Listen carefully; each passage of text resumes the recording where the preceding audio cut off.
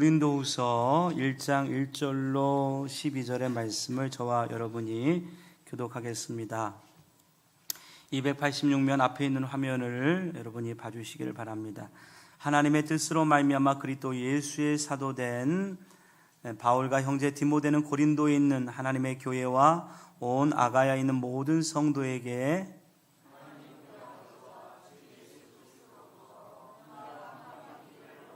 찬송하리로다. 그는 우리 주 예수 그리스도의 하나님이시요 자비의 아버지시요 모든 위로의 하나님이시며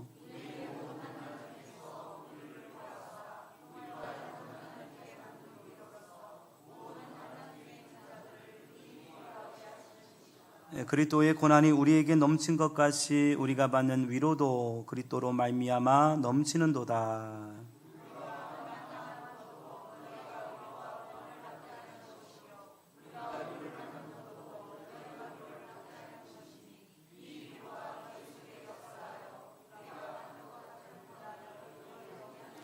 너희를 위한 우리의 소망이 견고함은 너희가 고난에 참여하는 자가 된 것 같이 위로에도 그러할 줄을 알미라.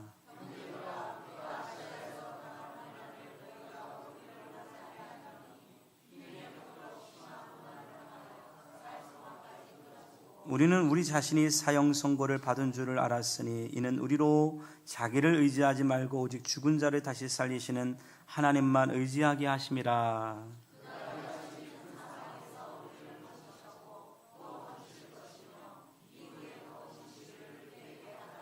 함께 읽겠습니다. 너희도 우리를 위하여 간구함으로 도우라. 이는 우리가 많은 사람의 기도로 얻은 은사로 말미암아 많은 사람이 우리를 위하여 감사하게 하려 함이라. 아멘. 하나님의 은혜와 또 여러분의 많은 헌신과 또 수고 가운데 가을 부흥회가 은혜 가운데 잘 마쳤습니다. 강사 김홍량 목사님을 제가 잘 알지는 못하면 명성은 많이 들었지만 근데 부흥회 4일 저녁 4번의 집회를 통해서 많은 은혜를 받았는데 저는 믿음은 들음에서 나기 때문에 이번에 우리 아이들에게 이렇게 예배를 드릴 수 있도록 아주 권면을 했습니다. 예배를 드리고 말씀을 잘 기록해라. 왜냐 그러면 설교를 한번 잘 들으면 인생이 바뀔 수 있기 때문에 그렇습니다. 책 한 권이 인생을 바뀌는 것처럼 설교 한 번이 인생을 바꿀 수 있기 때문에 잘 들어라. 그리고 예배가 끝날 때마다 어떤 은혜를 받았는지를 아이들에게 물어봤어요. 너는 오늘 목사님 말씀 중에 어떤 말씀이 제일 은혜로웠니? 어떤 게 인상적으로 마음속에 와닿았니? 이렇게 물어봤더니 저희 아이들이 한결과 같이 하는 얘기가 사람이 고난이 있는데요, 고난이 있어도 믿음으로 잘 견디면 하나님이 오히려 그 고난을 통해서 축복해 주신다는 사실을 깨달았어요. 그랬더니 우리 딸이 조금 더 성숙하게 말하는 거예요. 하나님은 아름다운 열매를 맺게 하기 위해서 고난의 씨앗들을 뿌리게 하는데 이 씨앗들이 뿌려질 때 눈물로 씨앗을 뿌려도 기쁨으로 단을 거두게 돼요. 그래서 너는 네가 나보다 나은 것 같다 야, 이렇게 얘기를 해봤어요. 우리가 여러분 이번 부흥회를 통해서 목사님의 자랑이나 이런 것들을 배운 게 아니고 그가 어려서 아버지를 잃고 어머니는 교도소에 가고 고아처럼 어렵고 힘들게 그렇게 시간을 보내지 않았습니까? 그런데도 믿음을 잃지 아니하고 죽음의 직전 가운데 100일을 기도하면서 그 어린 나이에 하나님을 만나게 되어지고 그 고통 속에서 잡배증에 걸리고 몸은 아프고 그 어려움 속에서도 믿음으로 살아서 믿음의 승리자가 되었더니 오늘 그의 이야기를 듣는 수많은 사람들이 다 위로를 받는 거죠. 할렐루야. 그 고난이, 그 어린 시절의 고난이 오늘 지금 고난을 당하는 수많은 사람들에게 위로가 되는 것들을 우리가 느낄 수가 있었다는 것입니다. 모쪼록 여러분 마음속에 주셨던 성령의 음성들을 잘 간직하셔서 여러분의 신앙생활 가운데 놀라운 축복이 되게 되시기를 주의 이름으로 축원합니다. 이런 맥락에서 저는 오늘 고난은 변장된 하나님의 축복입니다 라는 제목으로 말씀을 증거하도록 하겠습니다. 누군가 고난에 대해서 이렇게 얘기했습니다. 고난에는 뜻이 있다. 또 누군가는 고난의 의미를 깨달는 순간 고난은 더 이상 고난이 아니고 하나님의 축복이 된다. 미국의 유명한 그 작가였던 사람은 말하기를 고난은 하나님의 숨겨진 미소이다. 또 누군가는 오늘의 설교 제목처럼 고난은 하나님의 변장된 축복이다. 고난 자체로 볼 때는 힘들고 어렵고 고통스럽고 견딜 수가 없지만 이 고난을 믿음으로 받아들이고 우리 인생 가운데 참새 한 마리도 땅에 그냥 떨어지지 아니하게 도우시는 그 주님을 신뢰하며 그 고난의 의미를 묻고 고난 중에 함께 하시는 주님을 붙들고 고난 중에 믿음으로 승리하게 되어지면 이 고난은 결국은 하나님의 환한 미소로 바뀌게 되어지고 고난 뒤에 있는 하나님의 놀라운 축복을 우리가 얻게 된다는 것입니다. 오늘 이 설교를 통해서 고난의 영적인 의미를 깨닫게 되시기를 주의 이름으로 축원합니다. 그러므로 오늘 본문에서도 사도 바울은 고난 중에 있는 고린도 교회 성도들에게 서신을 보내는데 성경 고린도후서 1장은 신학적으로 위로의 장으로 불려지곤 합니다. 고린도전서 13장이 사랑의 장, 고린도전서 15장이 부활의 장, 12장이 은사의 장, 히브리 11장이 믿음의 장이라고 별명 지어졌다고 한다면 특별히 고린도후서 1장은 위로의 장으로 우리가 명명될 수가 있다는 것입니다. 왜냐하면 고린도후서 1장 1절을 보면 하나님의 뜻으로 말미암아 그리스도 예수의 사도된 바울과 형제 디모데는 고린도에 있는 하나님의 교회 온 아가에 있는 모든 성도에게, 즉 고린도 교회 여러분 이 편지를 보내죠. 2절에 인사말을 합니다. 하나님 우리 아버지와 주 예수 그리스도로부터 은혜와 평강이 있기를 원하노라. 그런데 사도 바울은 많은 서신을 썼는데 다른 서신에서는 거의 찾아볼 수 없는 표현을 3절에 첨가하고 있는 것들을 보게 됩니다. 3절에 찬송하려도다. 그는 우리 주 예수 그리스도의 하나님이요 자비의 아버지시요 모든 위로의 하나님이시요. 왜 특별히 이 3절을 추가했을까요? 왜 하나님에 관해서 그는 자비의 아버지시며 위로의 하나님이라고 하는 이 표현으로 하나님의 성품을 더욱더 강조할 필요가 있었을까요? 왜냐하면 당시에 고린도 교회 성도들이 참으로 힘겨운 다양한 종류의 고난을 겪고 있었기 때문에 그렇다는 것입니다. 물론 우리 주님 역시 고난을 당하신 것처럼 그분을 따른 우리의 신앙생활을 하면서 믿음을 지키다 보면 예수님이 걸어가셨던 것처럼 고난도 올 때가 있고 눈물도 올 때가 있고 십자가를 져야 될 때도 있는 것들이 사실이지만, 그러나 당시에 수많은 성도들이 고난 중에 믿음을 상실하고 하나님을 원망하며 절망에 빠지며 신앙의 영적인 파선을 경험하고 있는 수많은 사람들이 있었다는 거예요. 믿음은 있었지만 너무 힘겹고 너무 어렵고 너무 고통스러우니까 예수를 믿기 때문에 가족에게 버림을 당하고 예수를 믿기 때문에 경제적인 토대를 잃어버리고 어떤 경우는 예수를 믿기 때문에 여러분 생명의 위협을 느끼는 여러 가지 고난 속에서 그들은 이 고난의 의미가 무엇이냐고, 하나님이 나를 사랑하시는 것이 맞냐고 이렇게 여러분 생각하면서 많은 신앙의 실족을 하게 되었다는 것입니다. 그러므로 사도 바울은 성령의 감동을 따라 본 서신을 통해 고난 속에 변장된 하나님의 축복에 대한 영적인 통찰을 고린도 교회에 줄 필요가 있었다는 것입니다.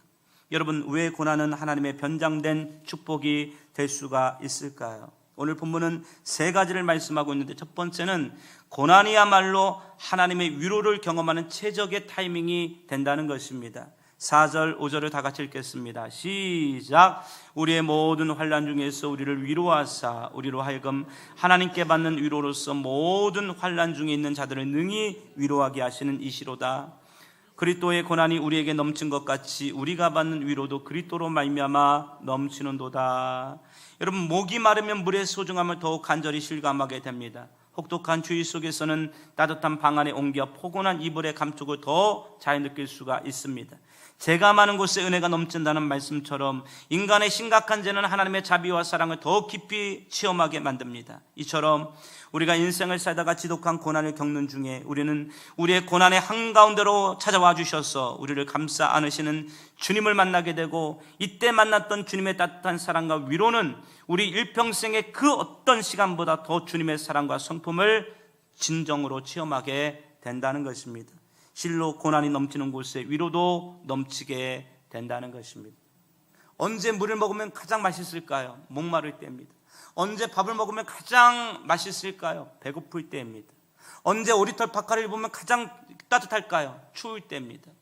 여러분, 언제 주님을 만나면 가장 그 주님이 사랑스럽고 그 주님이 나의 삶으로 다가올까요? 내 인생의 가장 처참하고 어려운 고난 중에 내 인생에 뚜벅뚜벅 십자가를 지고 걸어오시는 주님, 내가 너를 보고 있었다.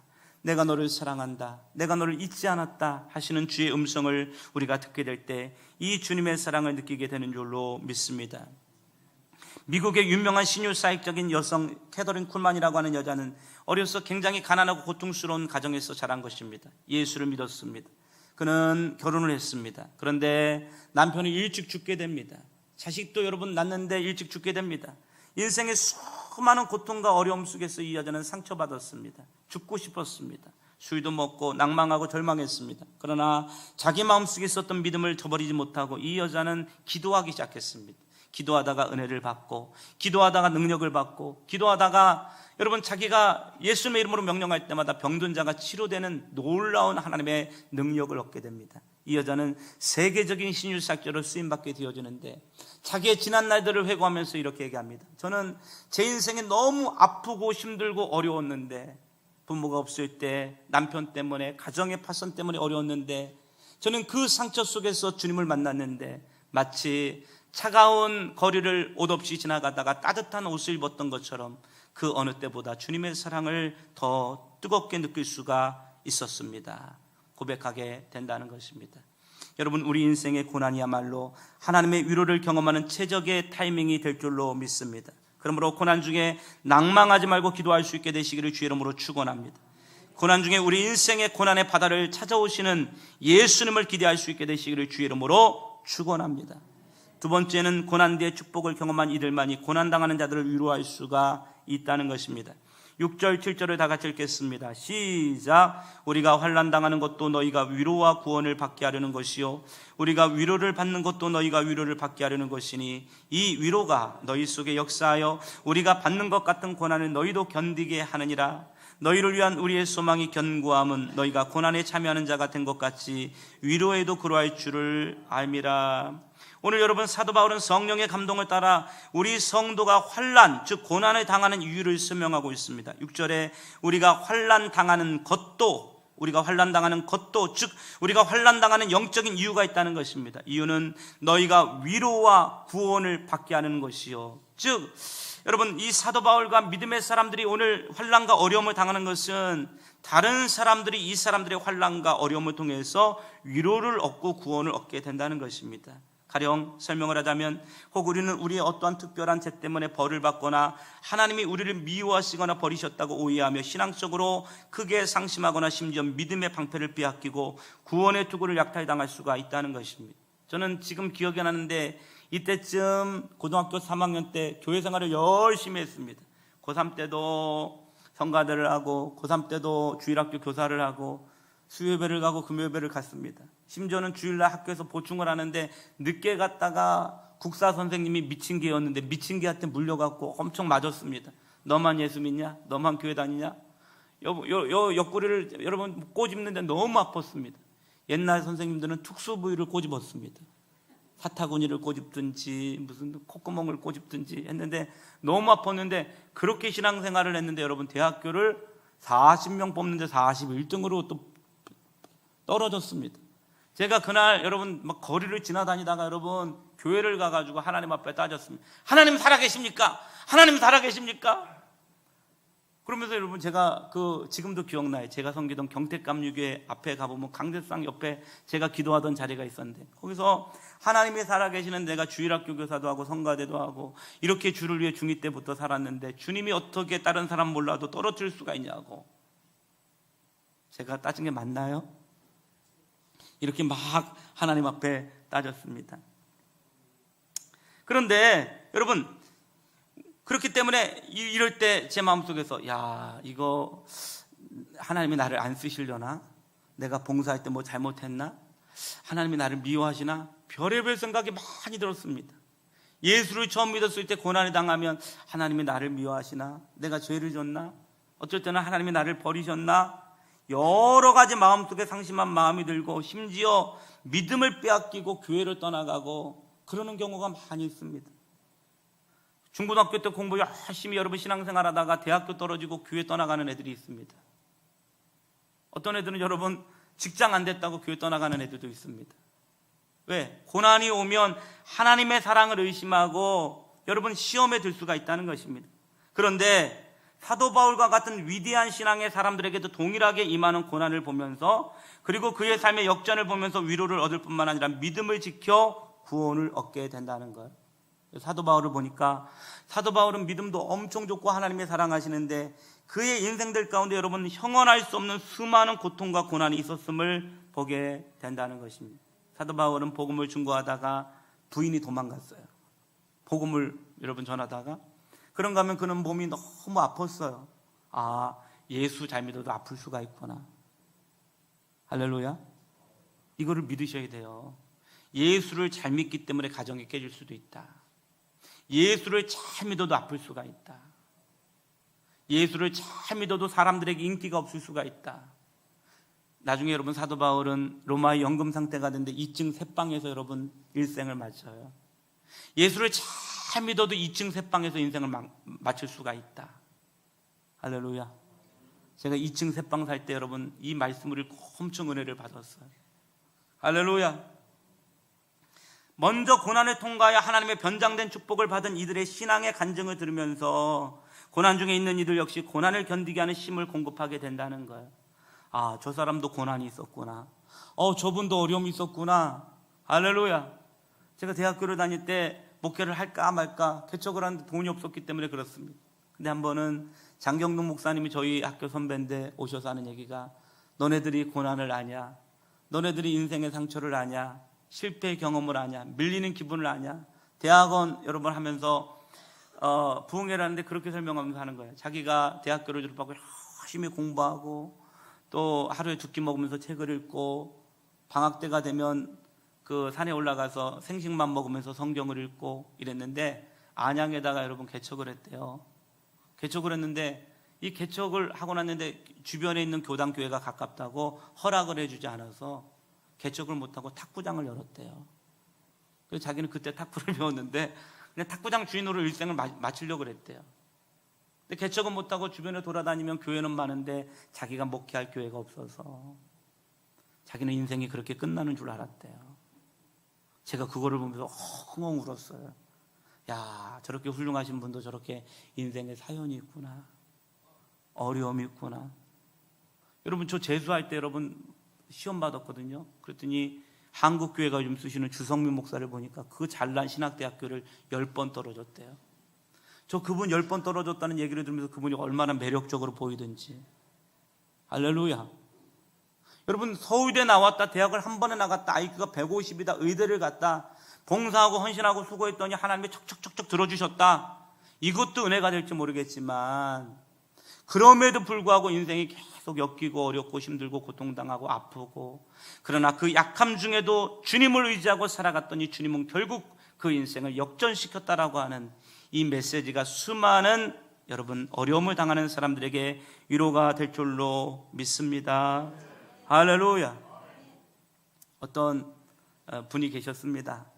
남편이 일찍 돌아가시고 아들과 함께 쭉 살았는데 이 아들이 너무 잘났어요. 공부도 잘하고 잘생기게 상상이 안 되시면 저를 보면 됩니다. 이렇게 잘생기고 키도 훨씬 크고 그렇죠? 저보다 큰 사람은 다 큰 거예요. 오늘 재보세요. 그러고 있는데 이 아들이 여러분 대학교를 갔다가 등산부에 들었는데 산에 올라가서 그만 조난당해서 죽게 돼요. 평생의 자랑과 소망이 아들밖에 없는데, 이때부터 이분이 교회를 다녔지만 교회도 다 끊어버리고 식음을 전폐하고 아무도 만나지 않았어요. 폐인처럼 죽은 사람처럼 집에 틀어박혀서 2년 3년의 시간을 보내는데 아무도 만나주지 않았어요. 그냥 문을 찔끔 열 번 아무도 만나주지 않았어요. 어느 날 초인종이 들렸습니다. 삥동. 이 여자분이 쉼없이 누구세요? 경계심에 가득 찬 눈으로 문을 열어주었는데, 저 혹시 누구 아니세요? 저 맞는데요. 지금 만나고 싶지 않아요. 돌아가세요. 그리고 문을 닫으려고 그러는데, 사실 그때 그 사건 그 산에서 저도 아주머니처럼 아들을 잃었습니다. 이렇게 고백하는 거예요. 그때 조난당할 때 2명의 청년이 죽었는데 한 명은 이 분이 아들이고 한 분은 찾아온 그분의 거예요. 그러니까 아들을 잃었다고 막 눈물을 흘리니까 문을 안 열어줄 수가 없어요. 그러니까 문을 열어줬어요. 두 사람이 아무 얘기도 안 하고 서로 아들을 잃은 사람끼리 어깨를 서로 하면서 꼭 껴안고 계속 울었어. 2시간을 울고 그랬냐고. 왜 자기 마음 같으니까. 내가 아들을 잃어봤잖아요. 내가 고통당해봤잖아. 얼마나 마음이 아프겠어. 그러니까 자기도 힘든데 상대방이 너무 힘들어 보이니까 계속 안아주고 그러다가 눈물을 흘리다가 서로가 마음의 치유를 경험했어요. 이거를 가리켜 상처받은 치유자라 그래요. 누군가를 진정으로 이해하는 사람은 어떤 사람이에요? 여러분, 제가 불우유 고아원에 가자 그랬을 때 우리 교회 고아 있으세요? 어떤 무슨 고아야 추운데 24일날 추울 거 25일날 추울 것 같은데, 근데 자기가 고아로 자라봐요. 내가 가난해봐요. 호두과자, 붕어빵 이런 거 여러분 사 먹을 수 있지만 못 사 먹는데 고아원 다니는 애들은요, 떡볶이, 오뎅 못 사 먹는데요. 동대문에 여러분 요즘 애들은 지우개 뭐 볼펜 이런 거 많아도 걔네들 그거 갖다 주면 너무 좋아하는데, 왜? 한 번도 부모로부터 그런 거 선물을 받아본 적이 없기 때문에. 우리가 오늘 사람들을 위로할 수 없는 이유는 우리가 그 어려움을 모르기 때문에 그래요. 주님은 그렇기 때문에 한 사람을 중보 기도자로, 한 사람을 진정한 전도자로, 한 사람을 주님의 진정한 메신저로 사용하시기 위해서 그 고난을 통과하게 하시는 거예요. 얼마나 외로울까, 얼마나 힘들까, 얼마나 어려울까. 할렐루야. 왜요? 상처받은 사람만이 상처받은 사람을 치료할 수 있기 때문에 그렇습니다. 저는 우리 교회 소망이 있다고 보는 이유는 우리 교회는 상처받으신 분들이 굉장히 많아요. 아멘. 그래서 상처받은 사람의 마음을 아는 거예요. 여러분, 우리가 상처받은 사람들을 위로할 수 있게 되시기를 주의 이름으로 축원합니다. 눈물을 극복하세요. 믿음으로 이기세요. 그리고 여러분, 언젠가 누군가에게 그렇게 얘기하세요. 나도 그랬다. 나도 대학 떨어졌는데 할 맛 안 났는데 기도했더니 주님이 나를 바꿔주셨다. 할렐루야. 이 은혜가 있게 되시기를 주의 이름으로 축원합니다. 세 번째, 고통은 우리가 오직 하나님만 의지하게 만든다는 것입니다. 8절부터 10절까지 같이 읽겠습니다. 시작. 형제들아, 우리가 아시아에서 당한 환난에 너희가 모르기를 원하지 아니하노니 심히 겹도록 심한 고난을 당하여 살 소망까지 끌어지고 우리는 우리 자신이 사형 선고를 받은 줄 알았으니 이는 우리로 자기를 의지하지 말고 오직 죽은 자를 다시 살리시는 하나님만 의지하게 하심이라. 그가 이같이 큰 사망에서 우리를 건지셨고 또 건지실 것이며 이후에도 건지시기를 그에게 바라노라. 아멘. 오늘 사도 바울은 우리가 환난에 당하는 영적인 이유를 또다시 설명하고 있습니다. 말하기를 바로 이 사도 바울의 이 전도팀이 아시아에서 당한 환난을 이 고린도 교회 교인들이 기억해 주기를 지금 바라고 있습니다. 사도 바울은 아시아에서 어떤 환난에 당했을까요? 고린도전서 15장 32절을 보면 에베소에서 복음을 증거하러 가다가 엄청난 짐승을 만나서 죽을 사투를 하면서 그 짐승과 목숨을 걸고 싸웠던 사건이 있고, 사도행전 19장 23절로 41절에 보면 에베소에서 은장색 데메드로의 소란 사건을 통해서 그를 적대적으로 대하는 수많은 사람들에 의해서 린치를 당하고 어려움을 당하는 이 사건을 경험하고, 고린도후서 11장 25절에 보면 복음을 증거하러 가다가 배가 파손됨으로 일자를 여러분 깊은 바닷속에서 경험하게 되어지는, 지금도 날씨가 너무 추워요. 이번 주 금요일날 전도하러 나갔는데 막 너무 추워가지고 괜히 감기 걸리고 그랬어요. 근데 여러분, 이 복음을 증거하다가 바닷속에 빠진다고 생각해 보십시오. 초겨울의 날씨에 바닷속에 빠져서 일주일을 견뎠습니다. 무슨 생각을 했을까? 돈을 벌러 간 것도 아니고 자기 인생의 야망을 쫓은 것도 아니에요. 복음을 증거하다가 바닷속에 빠지고 이 시간을 견디면서 사도 바울은 이제 죽었구나, 이제 여기가 끝이구나, 세상 끝까지 못 가겠구나, 이런 생각을 하지 않았겠습니까? 그러므로 사도 바울은 이때를 기억하면서 내가 힘에 지난다는 얘기는 어떤 일을 감당할 수 있는 능력의 범위를 뛰어넘는 상태를 의미합니다. 살 소망이 끊어졌다는 얘기는 내 마음속에서 이미 절망을 얘기하고 마음의 사형 선고를 받게 되었다는 것입니다. 즉 이제는 끝이구나, 안 되는구나, 죽었구나, 더 이상 갈 수가 없구나, 여기 하나님께서 더 이상 돕지 않으시는구나, 이와 같은 상태를 경험하게 되었다는 것입니다. 그런데 이 절망적이고 비극적인 상황 속에서 그의 마음속에서 일어났던 사건이 무엇입니까? 바로 9절 후반절에 보니까 이 상황을 향하신 하나님의 섭리를 깨닫게 되는데, 이는 즉 이러한 고난을 향한 하나님의 섭리는 우리로 자기를 의지하지 말고 오직 죽은 자를 다시 살리시는 하나님만 의지하게 하심이라. 아멘. 여러분, 이런 예화 기억하시나요? 어느 날 배가 항구에 도착했습니다. 항구에 도착하는데 널판지를 넣고 사람들이 건너가기 시작하는데 어떤 여러분 자매 한 분이 이 널판지를 건너가다가 그만 발이 미끄러져서 바다에 빠지게 되었습니다. 수많은 사람들이 웅성웅성하는 거예요.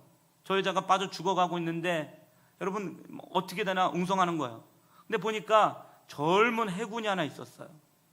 이 나이 드신 분이 이보게 나는 수영도 못하고 나이가 들어서 못 뛰어들지만 자네는 해군이 아닌가? 젊지 않은가? 왜 뛰어들어가서 저 아줌마를 구해주지 않는가? 그랬더니 이 해군이 빙그레 웃으면서 하는 얘기가 제가 뛰어들긴 뛰어들 건데요, 지금 뛰어들면 안 돼요. 왜냐하면 같이 죽겠다고 잡아 끌어들이기 때문에 안 되고 조금 기다렸다가 뛰어들게요. 조금 기다리니까 이 아줌마가 힘이 빠져가지고 물을 꼬르륵 들어가요. 이때 해군이 신발을 벗고 그곳으로 뛰어들어가서 의식이 거의 없는 이 여자분을 순수히 육지로 인도하게 됐다는 거예요. 힘이 있을 때 끌어들이게 되면 자기만 죽는 것이 아니고 지금 구하러 온 사람도 끌어들이기 때문에 힘이 다 빠지고 나서야 그를 구원할 수 있다고 말했다는 것입니다. 여러분, 고난이 와도 고난이 견딜만 하면 기도 안 합니다.